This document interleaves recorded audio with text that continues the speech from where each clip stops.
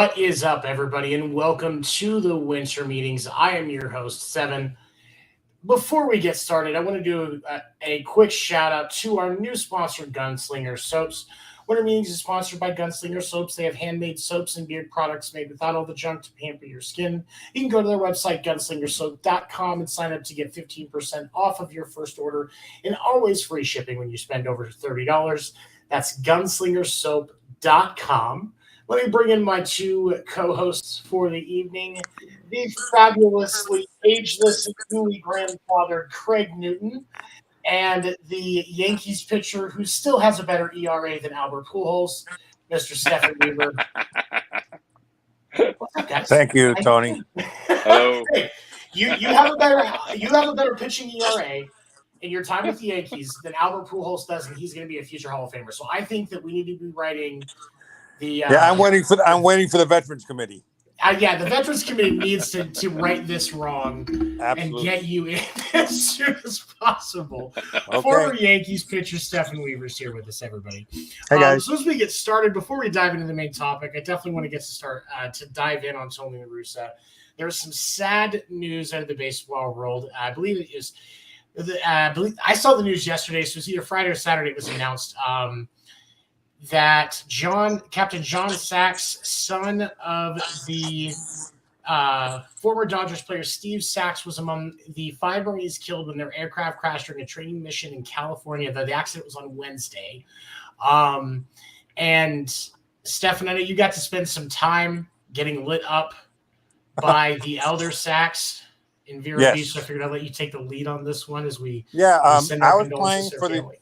I was playing for the Fort Lauderdale Yankees, and we would play the Vero Beach Dodgers fairly regularly, and he regularly roped doubles down the right field line against me. He was quite a player. He was. I believe he was Rookie of the Year, wasn't he? That sounds right. Yeah, I think he was one of their 5 consecutive Rookies of the Year. Yeah, you're right. At least that sounds right. I think you are. Anyway, great shame. What a shame. I mean, such a great career. I'm sure he'd give it all up, though, to have his son back. Absolutely. It's, it goes to show even the dangers we don't expect when the individuals that protect and serve our freedoms are even just training for situations that would actually be far more dangerous than a situation where you're on in California on a training mission. Right. Definitely a sad situation. Craig, what did you have to say, buddy? It's just a real shame, and it's one of the biggest fears. I'm a father of my daughter's in the Navy, and it's one of the fears we have as military families of getting that call. Right. Steve Sachs was a Blue Star father. Now he's a Gold Star father. I mean, it's a club no one wants to join. No. My heart goes out to him, the entire Sachs family, the entire Marine Corps family and Navy family.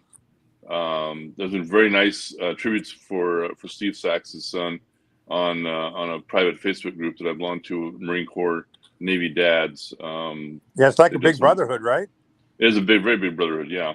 Excellent. Yeah. It's it's a very sombering thing to think. He was 33 years old. You're younger than me. And so it definitely reminds us all that we need to appreciate our loved ones and definitely take time to reflect on the sacrifices and the risks that those take that take time to serve our country. Oh, definitely.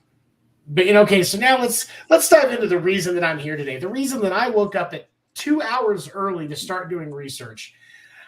My baseball arch nemesis, Tony La Russa, has struck twice in the same week. This inconsiderate jerk wouldn't even wait between weeks so that I could have time to decompress from hisness. That's all I can say without getting in trouble. Okay, 3 deep breaths and you'll be fine. Oh, man. And so we saw 2 situations this week that just blow my mind. And first, I believe it was on Thursday.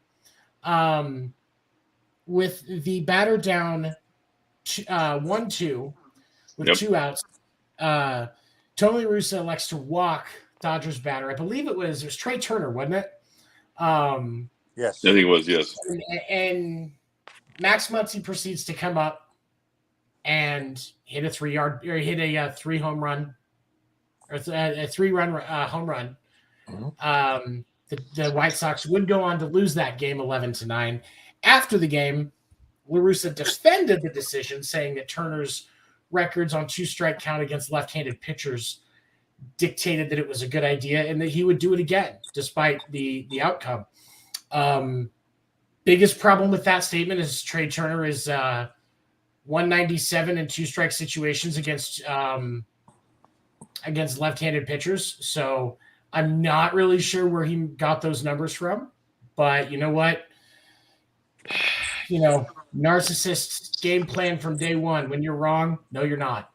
So you know what? We'll let that one go. And then yesterday, Chicago White Sox fans who have gotten to the point of being as unhappy with Tony La Russa's antics as some of us have been for a while, they proceed to blow a 5-run lead and lose, and to the displeasure of White Sox fans who were shouting "Fire Tony" during this comeback that would eventually cause the White Sox loss. So as this came up, I started to do some research today, and when I said I've still got like 20 tabs open on my Chrome browser because of all of the stuff that I looked at today. I have read far more about Tony La Russa than I really wanted to, but I wanted to make sure as I looked at this information I could back it up, because there are a lot of us that are younger fans like me that don't remember, or it may not be in the forefront of our mind. Tony La Russa was a dominant coach. He had 3 losing seasons between the year 2000 up to this year. Not including this year. They do have a losing record so far, but 3 losing seasons in 20 plus years. And didn't he win 3 World Series in a row? It wasn't. Let me like 73, 74, and 75 with the A's. It was. So with the A's, he went. They went to the World Series 3 times. They won in '89. I think they lost in '88 and in '90. I think the one in '90 was when they got swept by the Reds. The Reds. Yeah. Yeah. What about way before that? I thought maybe I'm wrong. I don't know. That was There was Williams also was the that manager. incident with him last year with that rookie pitcher that when he sent out the rookie pitcher, I think he lost the team then. So last year, they have a situation where they're blowing out the team they're playing, and I can't remember who they were playing. And rookie hitter comes up and hits a bomb off of the position player. Mm-hmm. And this is a rookie that's trying to get his numbers up, obviously, and excited that he got a home run. And La Russa proceeds to throw this kid under the bus and act like it was the wrong thing to do because he missed the take sign. Mm-hmm. Those guys, I mean, when you're a rookie in the majors, yeah, you're just anxious. You're just anxious to hit. Everything is so overwhelming. Oh, definitely. And and this was like, if I remember correctly, the pitch that he set yard was like 50 to 60 miles an hour. Yep. You know how hard it is to do that? Yeah, very. It's a lot because you're adding so much velocity to the ball at that point. Because, when you've got these guys, throwing 80, 90, 100 miles an hour, you're just sending that energy back the other direction. But when it's 60 miles, like that's just. And then he throws this kid under the bus in the press. And 3 weeks later, the kid was sent down because his numbers tanked. And he has not been called back up. I just think he totally lost the team then. And here is my question. And this is my legitimate thing, because La Russa leaves the Cardinals after the 2011 season, which, if I remember correctly, the Cardinals won the World Series. Yes, they did. So he leaves for 10 years, comes back to coach the White Sox. How did anybody think that somebody with an older mentality like his, because it's an older mentality. His first year being a coach was because I know he did like AA and AAA, but like coach in the majors was, I believe it was 79. Right. '79 to 2011 by itself, that is one hell of a career. And then we take a 10-year gap. And he comes back. And Stefan, I know you said it, and I think it's the best way to look at it, but this game has passed him by. I mean, not necessarily the managerial moves specifically, but definitely got to know how to deal with today's players more. I agree. Totally different than from back when he started. Right. And that's the thing is a lot of today's professional sports managers, they have to have strategy. And, there is some coaching and development with that, but it's more your position coaches in any sport that do that more than anything. Right. Yes, Andy Reid has helped in Patrick Mahomes' development, but their QB coach and Eric Bieniemy are really the ones that are responsible for Patrick being the quarterback that he is. Yep. And Alex Smith, of course, like we can't forget that. But like that's just what I'm saying. Like Andy Reid is impactful, but he is not he's only part of the reason why Patrick is who he is. And this is the same thing with any of these young players. Well, I think part of being a good man, a head coach, is knowing when to delegate and to whom and why. Right. And you really have to be able to get an idea of each player and coach's strengths and utilize that to your advantage. That's what I think that's what an effective head coach does in any sport. Mm-hmm. Definitely. Craig, I'm going to go off here if I don't take a couple of deep breaths. Craig, I'll let you go on. What do you think? It's time for the White Sox to say thanks, Tony, but he's just one phrase away from saying "get off my lawn." They should say thanks, Tony. We're going to bring in Leo DeRocher. Yeah, White Sox fans hoping that his emails get released here soon because I mean he's that age. There's got to be something. He's got. I'd say he's pretty darn close to a vote of no confidence by the White Sox fans. Well, I think he got that today, didn't he? Yeah, when it fired Tony. Yeah. That's a bad look on an organization. I feel like. Definitely. Yeah, it is. Yeah, it is. And here's the thing.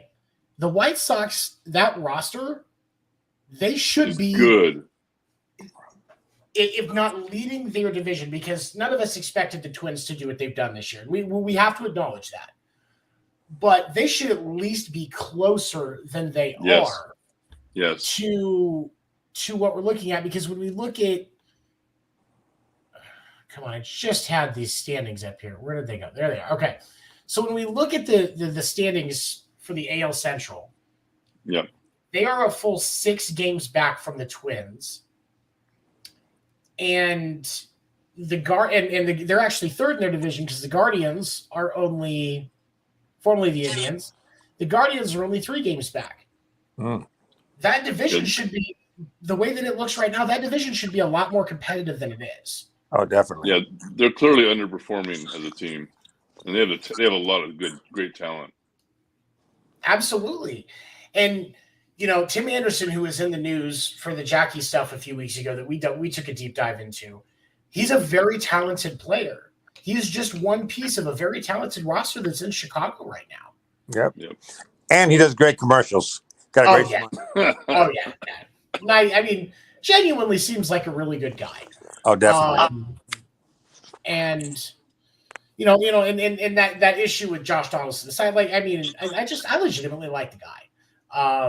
There's the White Sox roster is just it's beautiful. When you think about what potential you have, as a team. When you look at, and they might have the best closer in the American League in Liam Hendricks. Absolutely. I think that Liam Hendricks should be mic'd up more. I think it would help with the female audience because that smooth Australian accent, just get him talking through an outing on Sunday Night Baseball. The female viewership would spike real quick. I'm just saying. Yeah, and you're right. he also does like he's been mic'd up a few times, like talking to the announcers during the games. Like he knows what he's talking about too, and I think that's great. Kimbrel was up there for a while. I think they sent him. I think he's the Dodgers now. Yeah, he's with the Dodgers now. But they've had. They've got a good roster. I mean, you've got Lucas Giolito and Lance Slade. He's on the 60-day injured list, but Dylan Case, Kopech, and Cueto. Cueto easily remembered because he's one of the reasons why the Royals won their 2015 World Series because they traded for him in the All-Star break. Kopech throws like 100. They got him for the Red Sox. I remember him too. Yes, I like his arm, and he's getting more accurate with that too. Definitely, it's hard to be accurate with that kind of gas. Yeah. And respect to these guys that can do it. Like you pitched, I caught. No innuendo intended there. But it's just that's such a talent. And then when you look just even with the White Sox, like Yasmani Grandal, Jose Abreu, Yohan Makata, again, Anderson is short. I didn't know. Oh, he's on the 10-day injured list. Interesting. I didn't know that. AJ Pollock, Luis Robert, and Andrew Vaughn in the right field. Like that's a good team. That's a solid roster. Too bad they don't play on paper. Yeah. I mean, and yes, it looks like there's a couple of injuries. Like Yasmani Grandal right now is day-to-day. Like I said, Lance Lynn's on the 60-day. They got a couple of relievers, Aaron Bummer. Sorry, I always say his name wrong. And Joe Kelly, formerly a Red Sox pitcher, is kind of an asshole. Wait, don't get into the Joe Kelly Fight Club. He'll mess you up. Man, I love his fire though, and I respect the hell out of him. But it's just sometimes it's like, man, you're kind of an asshole. But when you get to that level, you're allowed to be. I think at least a little bit. But I think this is one of those situations where the fan base deserves better and the players deserve better, at least in my opinion. Yeah. But we'll see what happens. I think that organization has some work to do to figure out what they're going to do about the old man in the clubhouse. The white elephant in the clubhouse. And honestly, and here's the thing, and I will even walk myself back a little bit on one thing. If he hadn't had a 10-year gap, I think he might still be more connected. Mm-hmm. But that 2011 Cardinals roster was very old school in the way that it ran. Right. Well, they've always done that. And that's the way. Yes, that's the way the Cardinals have always run. You've got a very young team on that White Sox roster. Yeah, you've got some of those older guys, around, especially on the pitching staff, and a couple of those guys on the infield are a little older, but like Makata. But for the most part, it's younger guys. Yep. And with younger professional athletes, it's more about managing egos. Oh, definitely. Personalities, absolutely. And personalities than anything else, because it's just like we're probably going to dabble in this later on. But the Dodgers had a fight in their players-only meeting. It was either this morning or yesterday. I think it was yesterday. That we're going to talk about. Like it's egos. These top 0.0001% of peak human athletics is in. Oh yeah, when you got guys saying, "Oh, I want to make $1 more a year than that guy," that's all ego. There are some guys that do that. It's ego, but at the same time, like I would do that. Like if it was somebody that I was like a direct known rival with, like as a catcher, like I'm in my prime with Yachty. Yachty gets $145 million deal. I'm going to go for that 146. Just look at TV like, look, I'm going to donate it to charity. I'll give it back to you guys a different way. Just give me this W over Yachty. Like I would do that, but like just because this person in my position got paid this, I wanted a little bit more. Right. Come on. But well, I think though to get up to that level, you have to think you're the best. You have to have some ego. Most of and I think one of the reasons why, and I was talking about this with my buddy Dan. He came on. He joined us last week. and this is something that Dan and I have talked about on a regular basis. Like a lot of these kids, especially the way that these things are today, a lot of these kids haven't experienced dramatic loss in their gameplay until they got to the majors, or until they got to until they got drafted, got to the minor league club, because they were on the best travel ball team in that league. They were on the best high school team in the state. They were and probably the best player on that team. Like, and when you hear you're the best enough times, it starts to sink in. Oh, definitely. And, yeah, a lot of these guys were able to handle that pretty well. But at the same time, you're the best. That's it. If you're a shortstop in Major League Baseball, you're one of 65 guys, tops. Yeah, I mean, if you don't think you're the best, I don't know how you can compete. If you don't think you could beat that pitcher, how can you compete? You have to think, regardless of who it is, whether you're in the field and there's somebody at the plate, I'm a better fielder than they are a hitter. If you're at the plate, I'm a better hitter than they are a pitcher. It's everything you do. Football players, I'm the best, defensive end. I can get around to the quarterback whenever I want.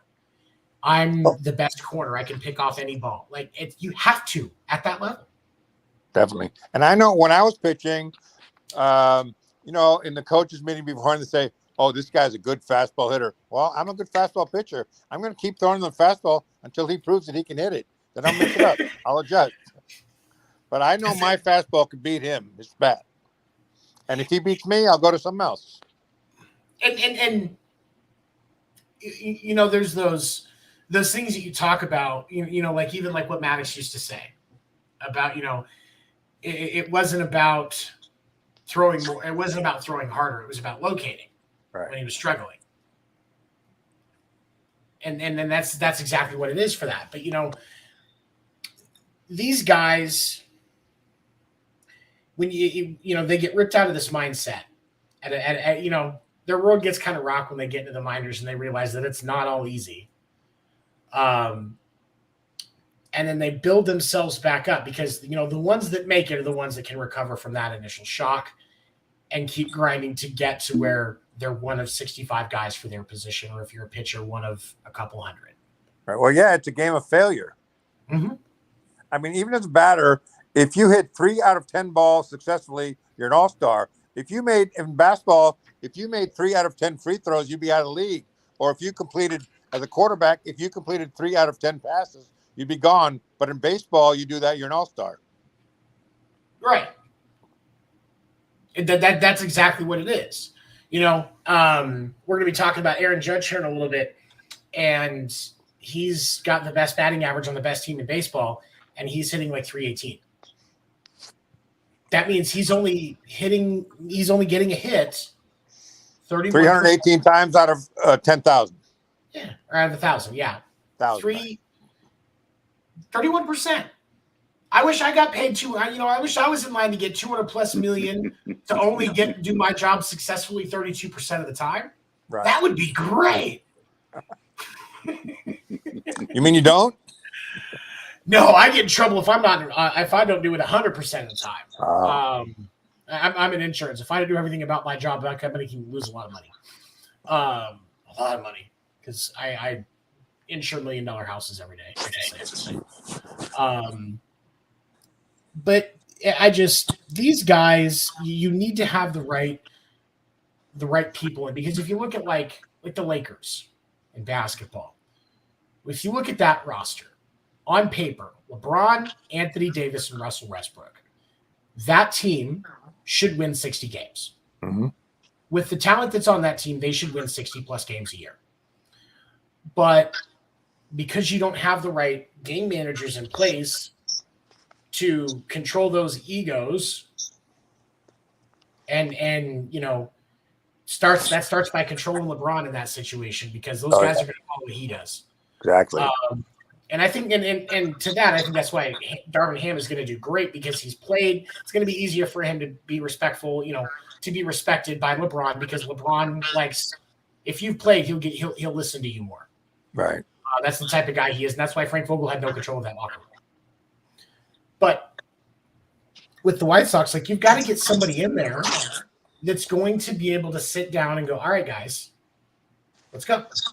Did La Russa ever play? He Yes. did. That was actually one of the things so his last year playing was 2 years before he started coaching for the Chicago White Sox AA organization. So 77 was his last year of playing. And what position? Second base and shortstop. Okay. Makes sense. And he was like a career 198 hitter. Yeah, it was not great. It was. So now you just want to hit over the La Russa line. I could hit over the La Russa line if I'm only stepping up to bat when position pitchers are throwing. There you go. Well, I might have had a better ERA if I only pitched to other pitchers. So, and I was looking at this, and obviously during the 80s and through the 90s up until he went to the Cardinals, La Russa coached for the A's. So I wanted to ask Craig, like, if you remembered, like, in your interactions with him and how he managed things at that point in his career and what it was like in that locker room. The locker room was very loose. My God, you had Canseco, you had McGuire, you had Walt Weiss, you had Terry Steinbach, Reggie. I think, maybe Reggie, and Dave Henderson, and Dave Parker, and Goose Gossage, and Goose. That name. It was pretty loose. Yeah, And- Hendu, from everything I've heard, is one of the class guys in baseball and a hero in Boston. Yeah. It's, and if you look at things and he's, like I said, he's a very successful coach. In the time that he was with the A's from 86 to 95, he had, let me double check here, one losing season, and then they had 1 year, 87, they went 81 and 81. They literally went 500. His greatest asset was Dave Duncan, Right. was his bench coach. Yeah. Right. And is Duncan with him with the White Sox? I should know that, but I don't. He was at first. I don't think he stayed there a long time. But I don't think he went over. He did go over for a while. Plus, Okay, the that A's could had be- the Eck. The A's had the Eck. Yeah, Yep. What? Really quick, huge testament to the failure of the A's organization. Where is Eck a broadcaster at, despite being in the Oakland A's Hall of Fame? Say it again. Boston. Eck is one of the regulars that does color for Boston games. Yep. Yeah. But he is in the A's Hall of Fame. They have his number in the rafters, or in Yeah, on he like should be. it's, and don't get me wrong, he did great things with that team.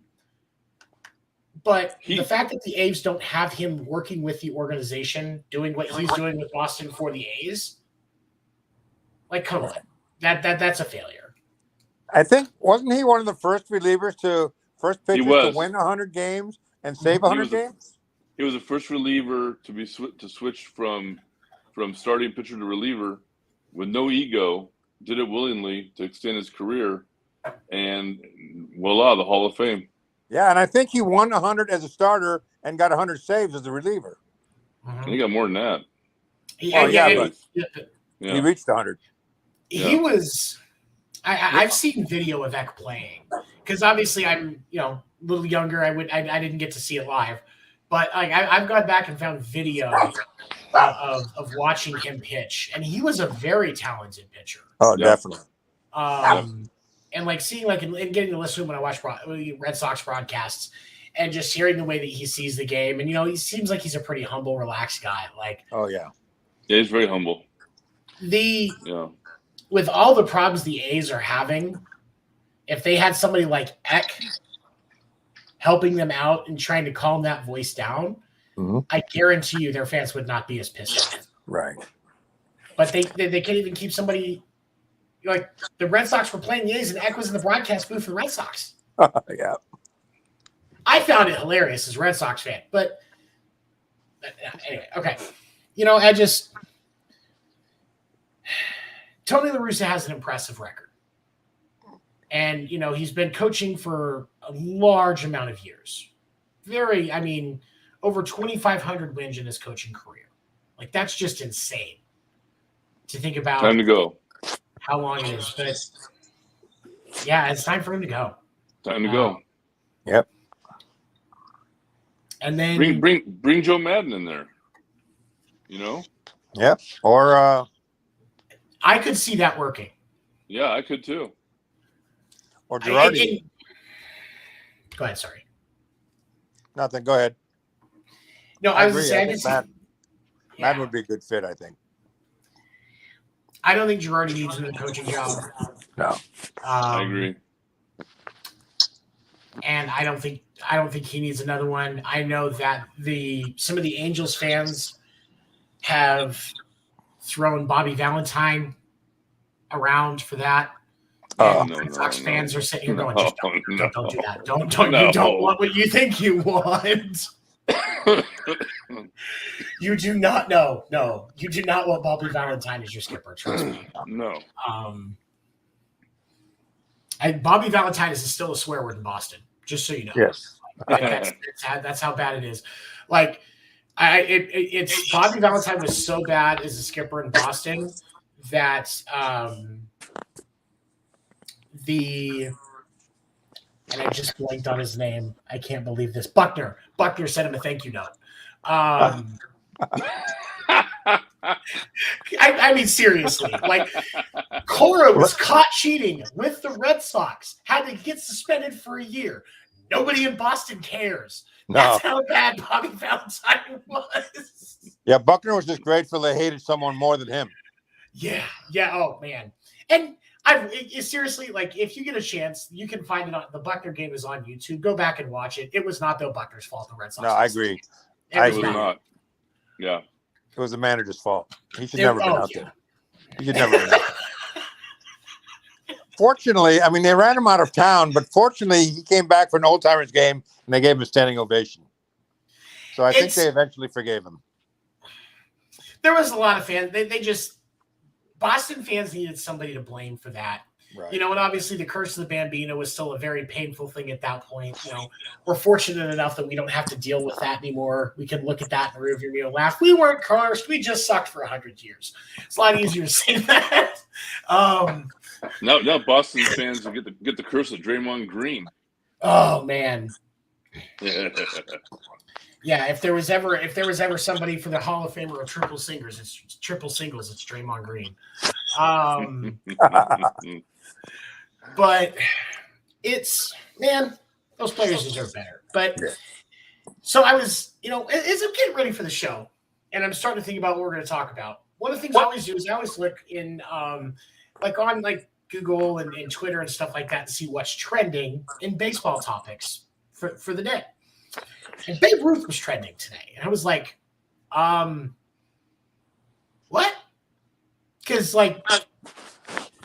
he was, that has been 90 years since he was, relevant in baseball. Oh, really quick. Today in 1939 was the first Hall of Fame induction?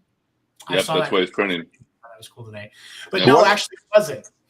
The reason that Aaron Judge is trending is because last night he hit home runs 23 and 24, and he is one of only 3 Yankees players to have 23 or more home runs in the first 59 games. The other 2 are Mickey Mantle and Babe Ruth, who did it 3 times. Wow. Talk about a salary drive. He is leading the Yankees in literally every major batting stat. And he's a great defensive outfielder. He covers a lot of space for a big dude. He does. And he can go over that fence and get balls that are going out. All he has to do is stick his hand up and jump a couple inches. He's built like a tight end. Yeah. And he runs like a receiver or a safety. He's just all over that field. And I just wish he'd spend some money and do something about that gap in his teeth. Hey, Shannon Sharp, was it Michael Strahan got the gap in between his teeth taken care of, but it just took 50 years. So maybe he's just on the Michael Strahan. But he took it out. He took it out. He's taking a gap year. Yeah, taking a gap year. He took it out. Yeah, took it out. Wow. I didn't know that because I remember seeing the videos when Strahan went in. He was surprising everybody. He went in to get it fixed. Yeah, he didn't like it. It's kind of iconic for him. It is, yeah. Yep. I mean, it's very recognizable. I keep saying Judge is will look fantastic next year in a Giants jersey. I mean, just You're hoping so hard for that. Oh, we got the money. We got boatloads of money. And you said in our host chat, you said $300 million is what it's going to take to get him to San Francisco, and I think or more. Or more. Yeah. And I think that's the bottom for anybody getting him out of New York. Yeah. Right. That's the bottom. I think ideally he would like to stay in New York. He's got that whole, judge's court and stuff like that. Right. I mean, he's a god in New York. And I think if New York comes back and says, hey, 250, 275, even with those other teams offering 300, I think they'll take it. Like, unless somebody, because I think it would take like a Dodgers or a Boston saying, okay, we're making this push now. Here's $325 million. Then it's going to be harder to turn. It's going to be harder to take New York's offer. I don't think he'd go to Boston, though. And I don't think Boston's going to do that because they're trying to figure out what they're going to do with Rafael Devers and Xander Bogaerts. Right. And God willing, they're going to pay both of them. Yep. Yep. And the Dodgers have already overextended on their so-called budget. Yeah, they got bets. Giving away Bobby Bonilla deals to get some of this stuff off of their payroll. Yeah. Although the Red Sox do have a lot of money coming off the payroll this year. They got Price coming off. They probably have Martinez, JD coming off. They probably have Kike coming off. They got a lot of guys coming off. And I think this is the last year of JD's contract, the last one he signed. Oh yeah, I think so. But I don't think it's gonna. I mean, I don't. And the Boston again, it was just because they're one of those big organizations that you can look at them and they're making a push pretty much every year. And so, but I don't know if Judge would go to Boston. I mean, just out of respect to his old team. And again, that's why you're talking that $325 to $350 million price tag to get him to do it, because you're going to pay if you're going to make it happen. Right. But I think he stays in New York. They'll give him 250 to 275 because he's clearly earning it. No, I think so. Okay, well we'll take Soto then. No problem. We're easy. We'll take Soto. I think that's where Soto's going to go. San Francisco? Yep. If Boston doesn't, we're getting somebody. Damn it, we're getting somebody. We got a lot of money. Oh yeah, they will. But there are some rumors. You know who's going to be on the market? Baltimore might be putting Trey Mancini on the market. Oh yeah, it's right. You told me that. Right to Boston. First base in Boston. You know what? And here's the thing. On paper, I absolutely love that. But is Boston going to be willing to sacrifice the extra capital that's going to take to get Baltimore to trade him in division? Plus, Boston's got that guy coming up. What's his name? The guy that played for the Olympic team? Oh, what is his name? Yeah, I know who you're talking about. But that's the thing is I don't think. But that's what I'm saying. I would love to see Trey Mancini go to Boston. I would that would be the next jersey I buy. Mm-hmm. But it's tough to trade inside your own division. And that's why I like I see the Giants, because they're not just going to want him out of the American League East. Probably going to want him out of the American League in general. Yeah, I never really liked Brandon Belt, so I think that might be a good move for them. The captain is finishing off his season, I think, and then that'll be it. For Belt? You know what? With that nice short right porch at Yankee Stadium, Belt would fit in very nicely with the Yankees. Yes, he would. Real nice. Would they trade him? Yes, I believe they would. Okay. If they're getting Mancini, I think they would be more apt to move him. Yeah, especially if you're grabbing Mancini.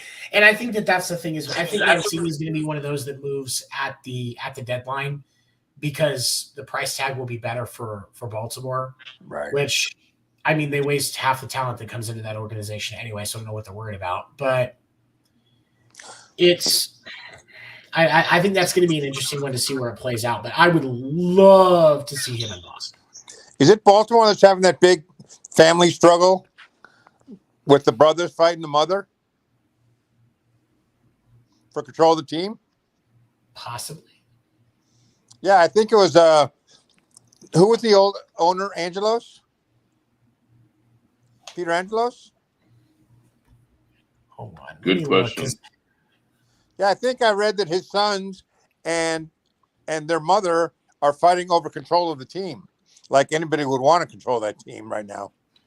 I would see more of that, like those parents that are in divorce, like, no, you take the kid. No, you take the kid. But let's see here.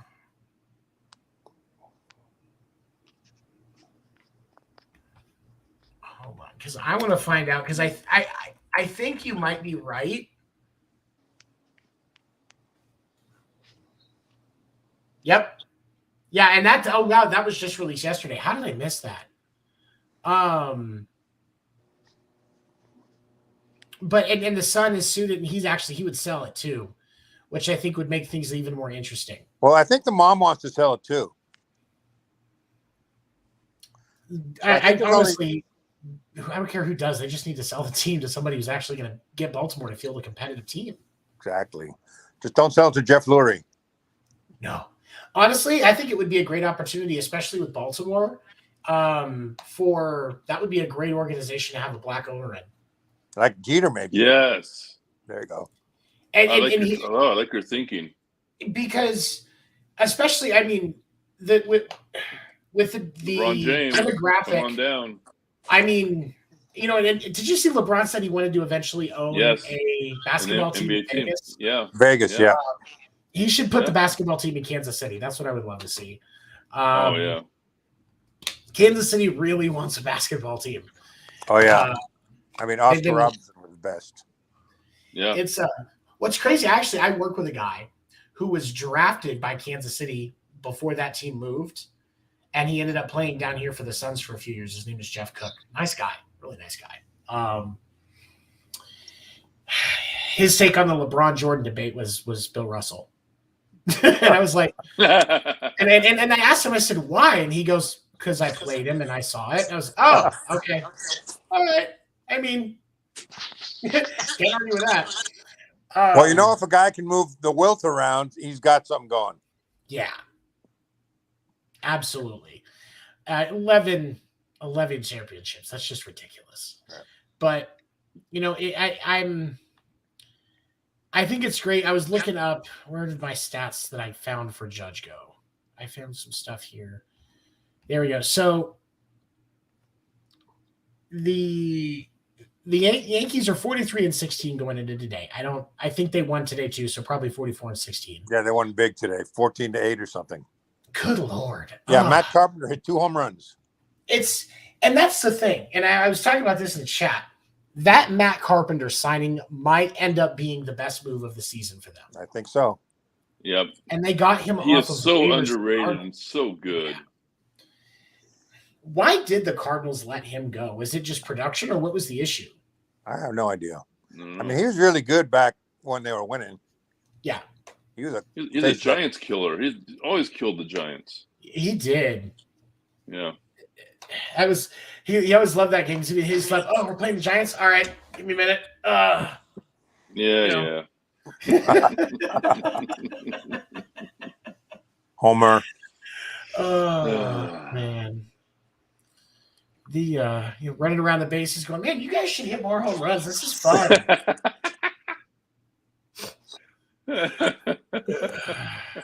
Don't worry about Craig's tears. They're tears of joy. What else? Oh, Mike Trout. Last week, I'm a big believer, when we're gonna make fun of a guy who's infinitely more talented than we'll ever be anyway, in a slump. I think it's also important for us to come back and go, hey, he's doing better now. Mike Trout's actually doing quite well. 2 home runs yesterday. Yeah. The Angels are actually starting to move in the right direction. They did get one of the games against Boston. They didn't win the day that Madden was fired. They won They didn't win the Nickelback game. They did not win the Nickelback game. Oh man! Nice, Stefan. That is just like, that's psychotic warfare to the extreme.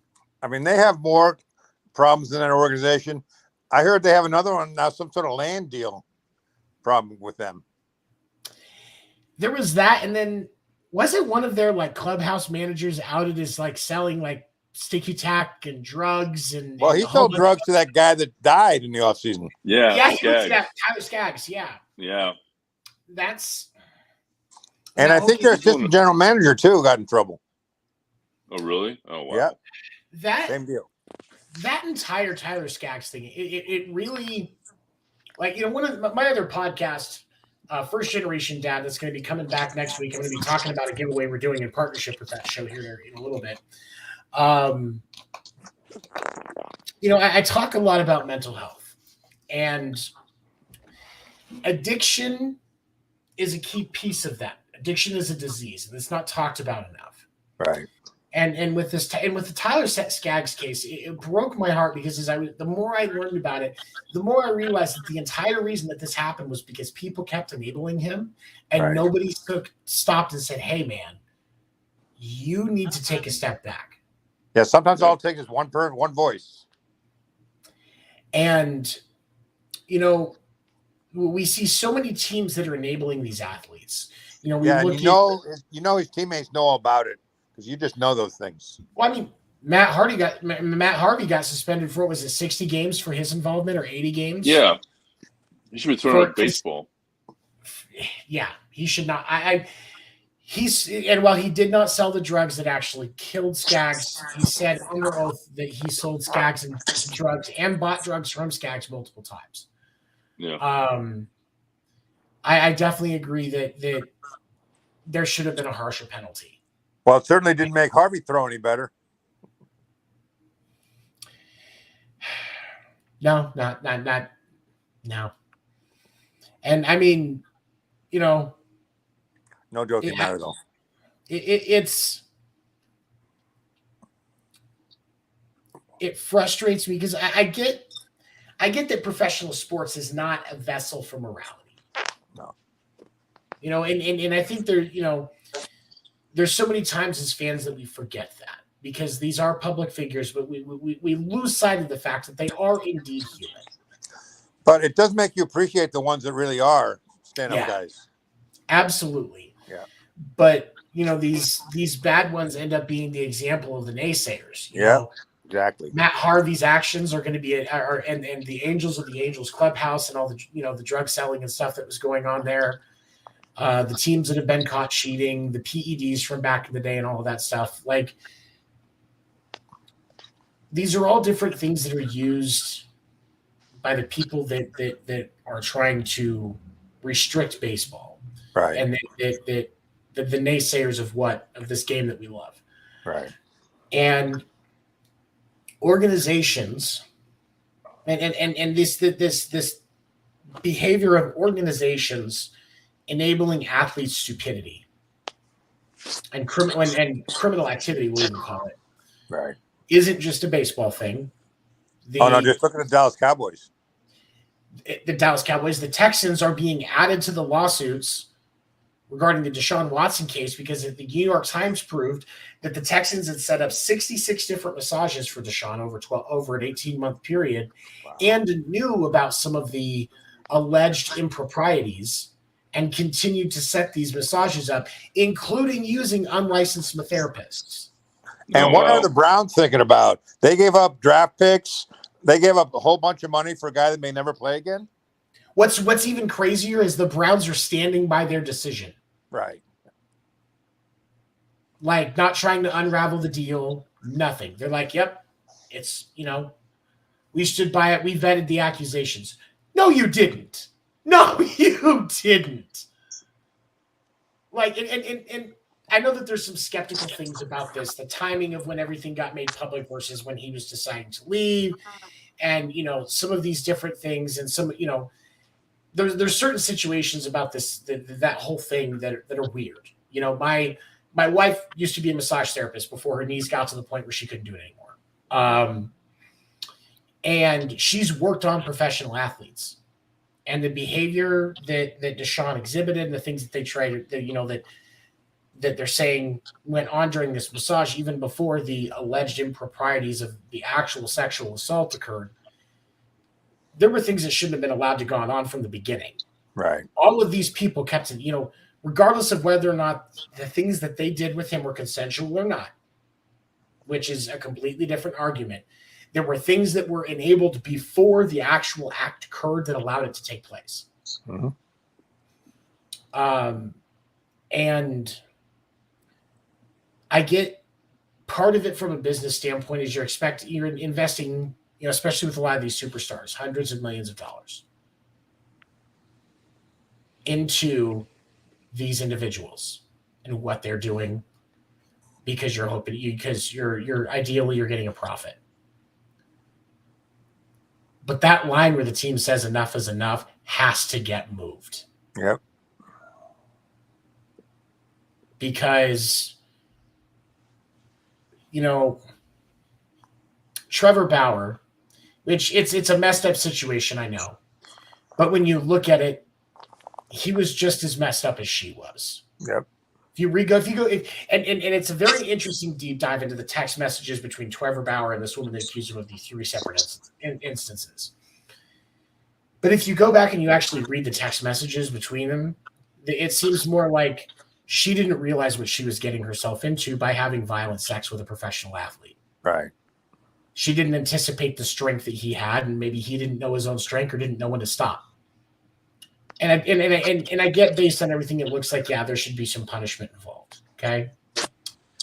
But he had 3 accusations from one woman on 3 separate instances. And the suspension was 2 years. Not enough. Matt Harvey contributed to the drug addiction of somebody who eventually died from that addiction. 60 games. Less than half a season. Not enough. Not enough. But it's Shannon Sharp on Undisputed. It's Undisputed. I hate to admit it, but Undisputed is the first sports news show that I watch in the morning because I really like how Shannon Sharp says things sometimes. Mm-hmm. You get especially that nice balance of the athlete's perspective versus the guy that's been in the press for 30 years, Skip Bayless. Who I'm firmly convinced is one of the Illuminati. I'm with you there. But anytime they start talking about some of these athlete issues, they especially like when Antonio Brown was having that problem, he talked about production over tolerance is how these teams look at it. Yep. And I get it. Again, professional sports is a business. We're trying to make money. Where is the line to where we're no longer going to be able to make money off of this guy? But don't you think that eventually enough of that bad behavior will end up costing them money, whether it's lawsuit or just team losses? The Texans are going to lose a lot of money in the Deshaun Watson case. Yes. Hands down. It's guaranteed to happen because, especially with the information that came out in the New York Times, there's no way they don't. Because and probably a lot of games, too.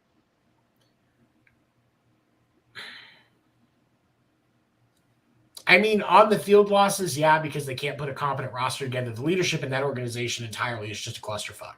Right. But it is going, with this coming out, and now you're Texans fans, Texans faithful, that were like, no, get Deshaun out. We're going to stand behind Davis Mills, I think is their starter right now. And, to get Deshaun out, he's a bad guy. How could he do all of these things? Wait, what you mean that the organization was enabling it to happen? Setting them up? Making sure the therapist had signed the NDAs? Are you serious? Like, that is a huge blow to your fan base. And the Texans fans aren't all exactly sticky, going to stick around no matter what. They don't have the strength of the fan base that Boston or the Patriots or the Cowboys, or some of these other teams, the Rams have. So this is going to be it's going to hurt their pocketbooks for sure. It's going to be a huge blow to the point where I would not be surprised to see this make current ownership have to sell. Right. If I was the commissioner, that's what I would say. You have to sell. Yeah, Purge the whole thing. And again, another great opportunity for the demographic down there to bring in a black owner. I think it would do great things. But getting back onto this, like these teams that line for production over tolerance needs to move, hands down, because this is not, the 60s, the 70s, the 80s, where all media consumption that people have was controlled. Right. Thanks to social media, it's everything's out there. So, I'll give you an example. Tyreek Hill of Kansas City Chiefs. And I use this because the story is familiar to me. People may remember a few years ago, he was accused of abusing his child and his fiance. And there was a recording that came out from the Kansas City CBS station that was alleged to have basically made it look like he was admitting to some of these things that he was being accused of. Well, it was within a couple of weeks of that recording being released, proven that they had doctored the recording and that in the actual full version, it was. Wait, who doctored it?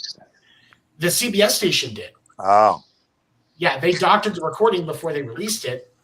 And so it made Tyreek look bad when in reality, the stuff that they omitted out was actually more proof that he was innocent of what he was being accused of and that she was the one that was causing the problems, the fiance that he had. And clearly just a lot of mental health issues that needed to be addressed is ultimately what it was. Right. The reason why Kansas City did not fire Tyreek had nothing to do with Tyreek being Tyreek. It was because from the onset of the investigation, Tyreek gave them everything, was very honest about his shortcomings, and was actually working to make himself better. So they knew what was going on, and they were just handling it internally until all the information became public. Well, when that recording got released, the reason we just saw the Chiefs come out, because it was on draft day like 2 or 3 years ago. You see Brett Veach come out in his sweater vest. He sits down, and you can tell that he's really frustrated because they didn't have a first-round pick that night. So they weren't expecting to have to do anything. Just watching what other teams did, managing the draft board, getting ready for day 2. Mm-hmm. And he says, we've asked Tyreek to just stay away from the team, keep working on handling his business, but we're still supporting him.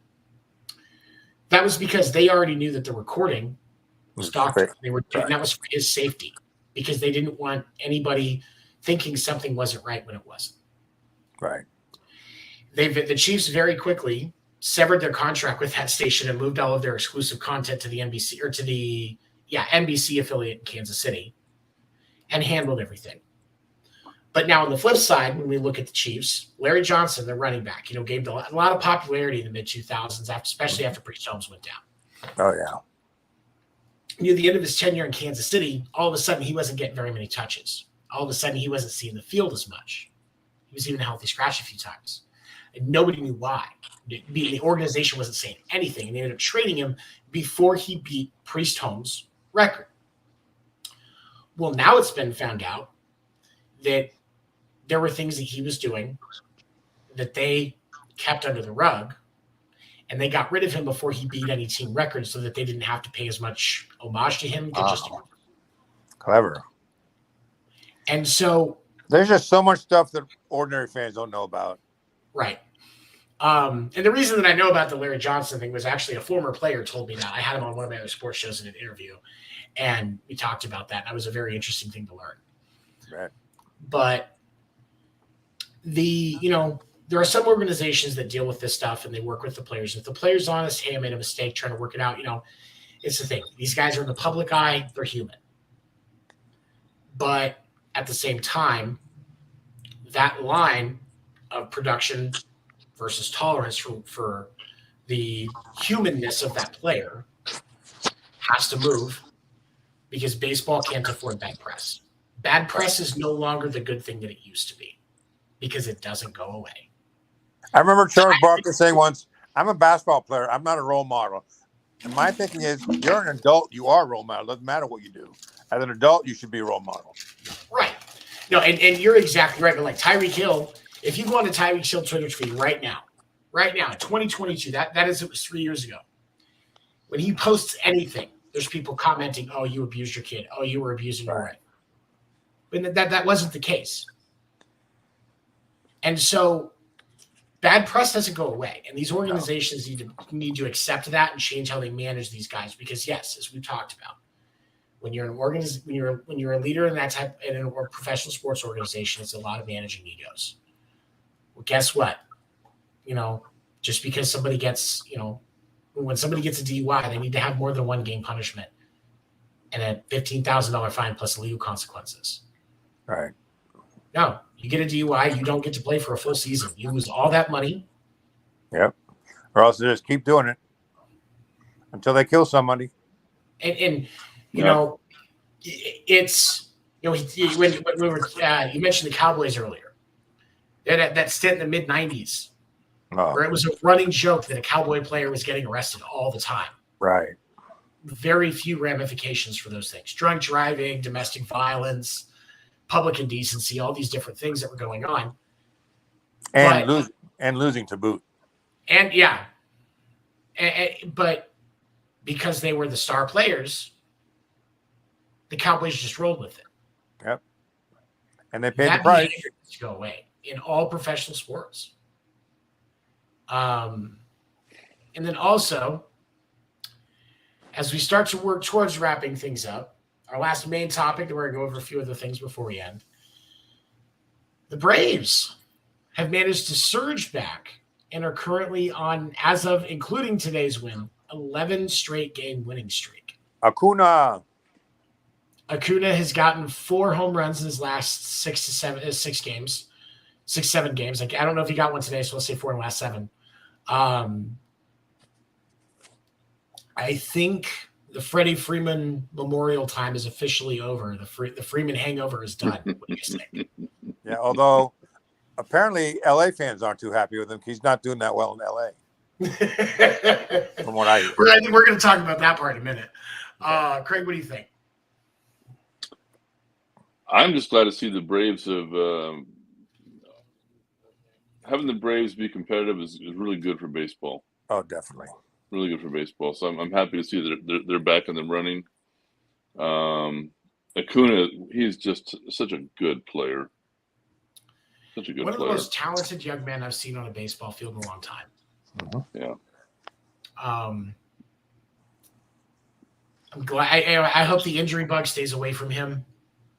He's had a couple of struggles here already, but I hope the injury bug stays away from him because he would be so good for that organization and to be able to be involved enough that he's the face of the organization.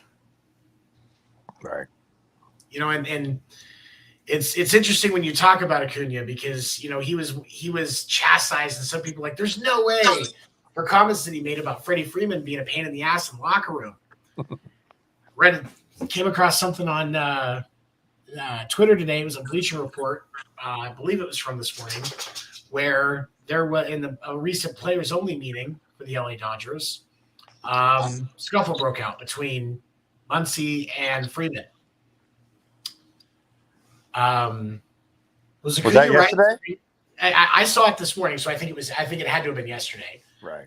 Within the last few days at least. Was Freeman a problem in the locker room in Atlanta? What do you think, Stefan? I have no idea. But, I mean, apparently there's something. If he got into it with Muncy, there must be something going on. What do you think, Greg? I'm with Stefan. I have no knowledge of ever having any issues in the clubhouse with the Braves. Muncy's kind of a punk. So, I don't know. I've heard Muncy can be kind of a punk. So they might just rub each other the wrong way. Yeah, that's what I'm thinking. Muncy, and I'm going to use a wrestling term here. Muncy, like if this was wrestling, Muncy seems like he would be a heel to me more than a straight guy. Yeah. And so it's entirely possible because Muncy, it seems like he does kind of have an attitude sometimes. But I mean, that's still that lineup for that Dodgers team. It's Murderers Row 2.0 still. Like it's one of the best lineups in baseball right now. And I hope that they can work it out because they've really got to get it together because that roster, they should be winning over 100 games. Oh yeah, again. And Yeah, I'm real concerned. Go ahead. Go ahead. No, go ahead. No, as a Giants fan, from the bottom of my heart, I'm very concerned over the chemistry of the Dodgers. I really hope they can work this out and kumbaya and just no hard feelings and move forward and go team. Hell no! I want them to go down in flames. I want to take the whole clubhouse down. Take them all down. I'm fine with it.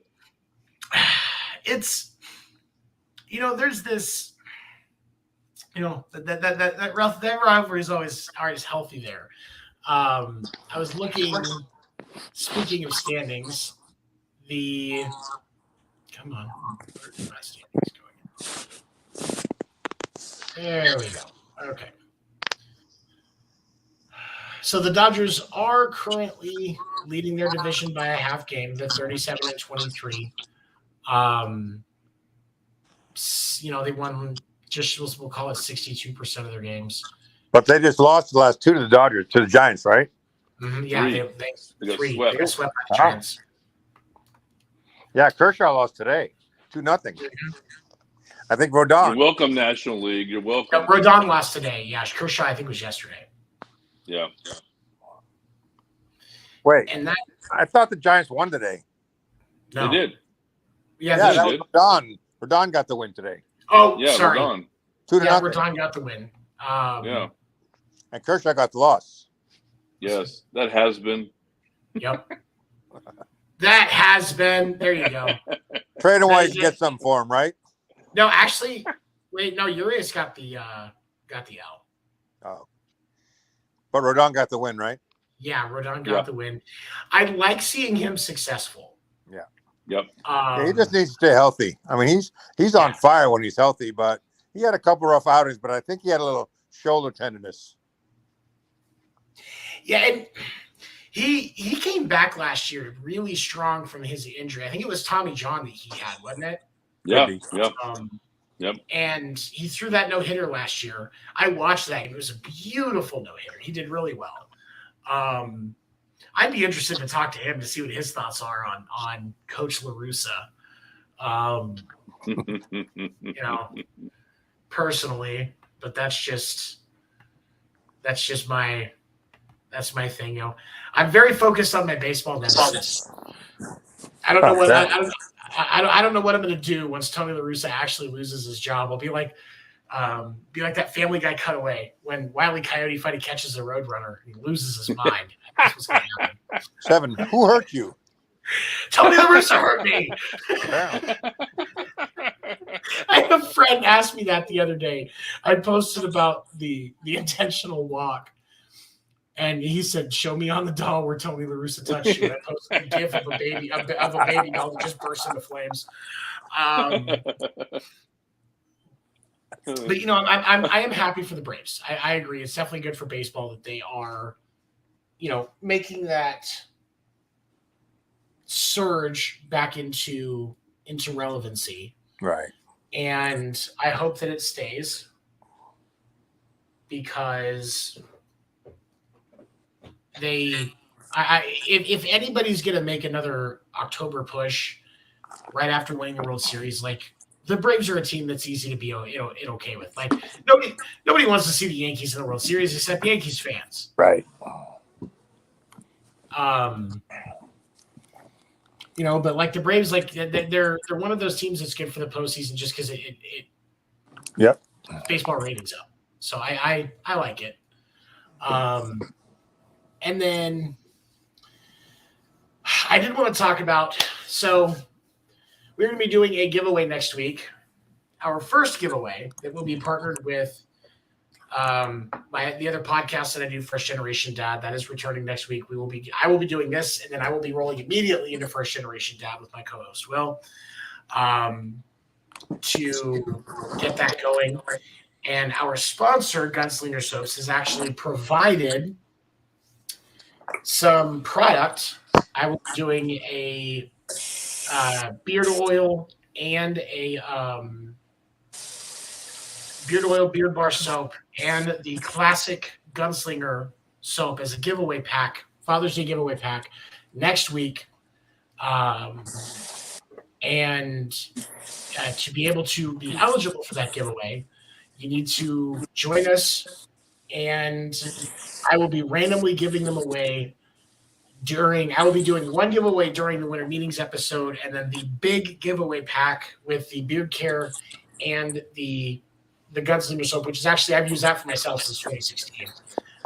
Those will be given away during First Generation Dad season 3 premiere next Sunday. That will be after Winter Meetings. Great. And big thank you to Gunslinger and the owner Sean Selectman for providing that for us so that we can do that.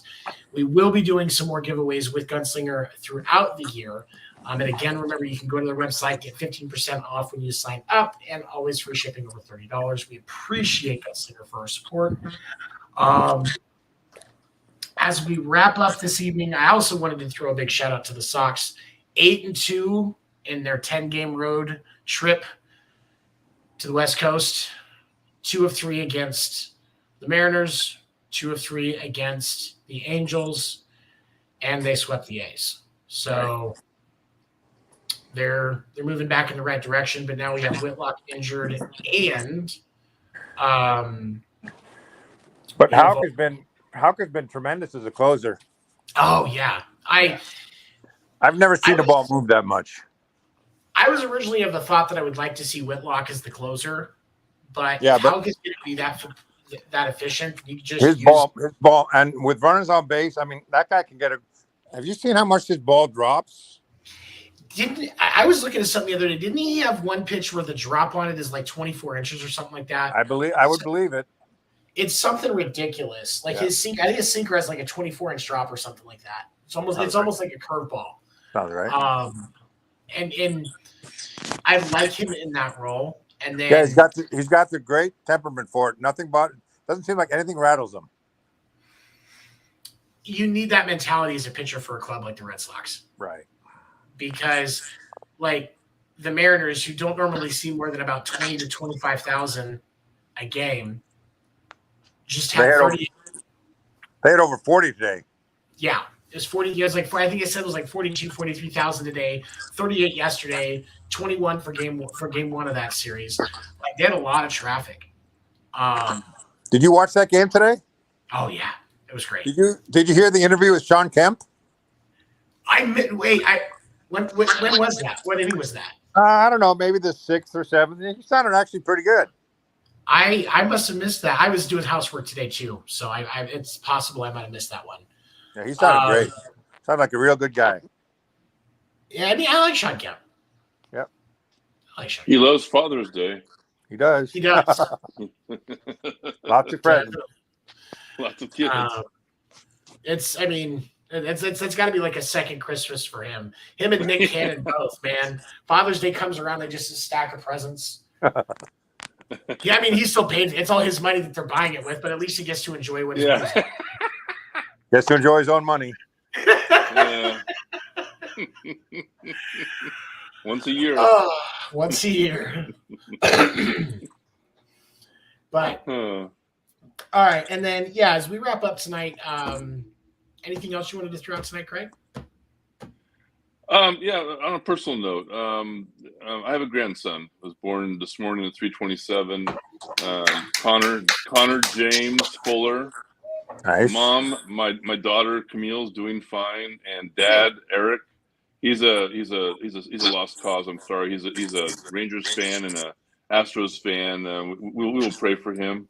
How did you bless that union? That's my question. What did you do? Like, what was were you drinking again, Craig? Do we need to have a conversation about your drinking again? No. But just no, between that's us, me, no one else. I will admit to that. I have a Giants onesie for our grandson. There you go. We'll do our best to cleanse his soul of the American League and rooting for the Giants. So is this your first grandchild? First grandson on my wife's side, yes. Well, I have 2 more grandkids. That's wonderful. Thank you. Yep. So, but I'll raise him as a Giants fan as God intended. At least when we have him. And but that's all I want to say was I'm feeling very blessed today. Good for you. Congratulations. Definitely. What about you, Thank Stefan? I would like to speak a little bit about Mookie Betts. Not only is he having a great year, but I just read an article where I always thought he left Boston because it's such a racist town, but he actually had a lot of good things to say about the fans in Boston. So I was pleasantly surprised to hear that. Plus, he's on a tear. He's on an MVP tear. This guy? Ah, This that guy? guy. This guy? Yeah, that Hold on, guy. Wait. This guy? This Pretty guy? much. Anyway, I was just happy to read Never that heard of him. because I was a little upset because I really thought he wanted out of Boston because there was so much racism there directed towards him. But apparently, that's not the case. That's good news. Yeah, Boston sports fans have a reputation. Like, we can all be honest here. Just a But tad. like, but like, there were people that were up in arms about what was going on during the NBA Finals, and even Anna Hoover was like, "Look, I've been to pretty much every arena to watch Al play at some point, and it is not just Boston because these drunk assholes, they just start shouting shit because they think they can, like that. The athlete's not going to be able to do anything." right. And what we're seeing now is and may I add, the Boston Bruins did have the first black NHL player in history. I did not know that. Wow, that's an interesting. I did not either until another friend of mine told me that, another black friend.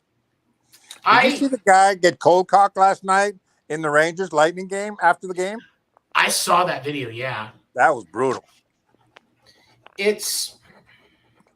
Man, I don't watch hockey near enough, and it's partly because like I'm when I watch hockey, I'm a Blues fan because I lived in Kansas City, and that was really the closest team. There's a lot of Blues fans up in Kansas City, and living out here in Arizona, I do not want to be a fan of the Coyotes.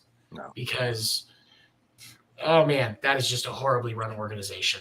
When you can't even make your bills with Wayne Gretzky as the face of your organization in hockey, you're doing something wrong. All right. But no, I saw that video. Actually, I saw it this morning. It came across my feed. I was just like, oh, vicious. That's a New Yorker for you. I like there's it's I don't know. Hockey is just there's something interesting about it. I don't know if it's just like it's violent basketball on ice with knives on your feet, but it's a very interesting game. I really enjoy watching hockey when I can. Yeah, especially live. I mean, it's the most fun game live there is.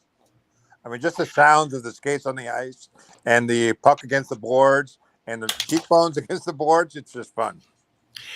I have gotten the rink that the Coyotes have left and no longer play in anymore. When I used to do stagehand work locally back in the day when I was working in the music industry, sometimes what we would do is after we would tear down a show, if the show was during hockey season, it was just the night the Coyotes didn't have a game, we would have to reset up the rink for the Coyotes game. And a lot of times what that was is we just had boards that were on the ice and we took all like the sideboards and stuff down. And then once everybody was out, all of the sideboards went back up, all the boards came off the ice, and they did their thing. Speaking of ice, sorry to interrupt. I went to see a concert last month in Seattle at Climate Pledge Arena, where the new hockey team, the Kraken, play. Yeah. The ice there is 100% Seattle rainfall. It is. I'm not joking. Well, they get rain. Was it like 300-something days a year? Oh yeah, a lot. And so all you have to have is a rain catch system, and storage for the water, and you never have to worry about it. Nope. That's amazing. Wow. It's like the initiatives to get more solar energy down in the Southwest. Right. Yeah. Why not? That's a very easy renewable task that in the long run does pay for itself. Mm-hmm. Which it makes sense. It really does. But okay, so but with the with Mookie Betts, like I know which interview you're talking about. I think a lot of his had to do with just I don't think Boston wanted to pay him enough. Right. I think it was money. And although they did offer $300 million, just not as much as the Dodgers, $325. I think. I mean, an extra $25 million to live in LA. Not me, Probably but maybe pays him. a lot more. I mean, where's he from? Probably pays a lot more in taxes. Yeah. He's from the Midwest, because I know that like when he was in high school, he played on a Tennessee travel ball team. Oh. So I know he spent some time living in the Midwest, but I can't remember where. Maybe he's from like down. Maybe he is from like South America or something like that. Because I think that he's. No, I think if anything, I think he's definitely. No, he's definitely American. I think he might be from Alabama or something. Hold on. This is gonna bug me. I'm looking. I'm looking at you guys looking.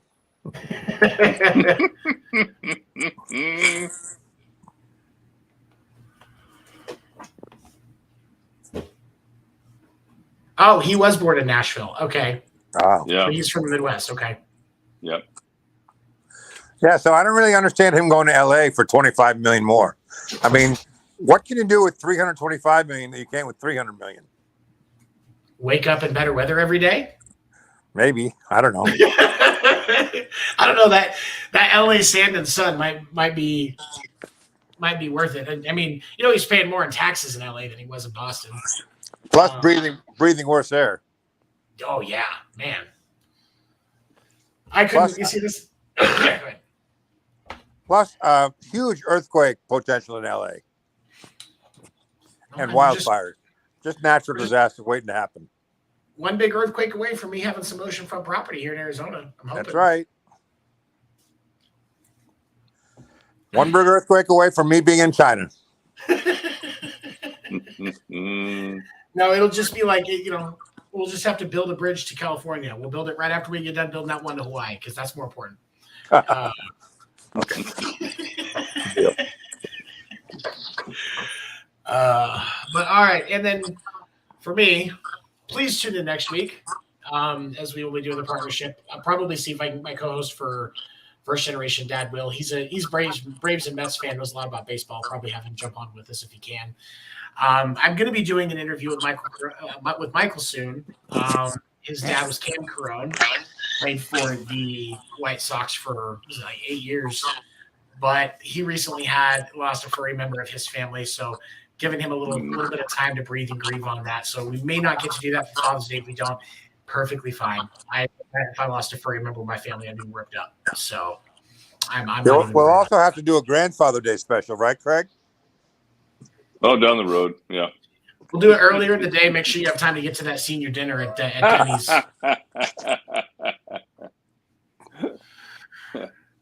All right, guys. Well, thank you for joining me this week. And for those of you that were watching, thank you so much. Please like and share.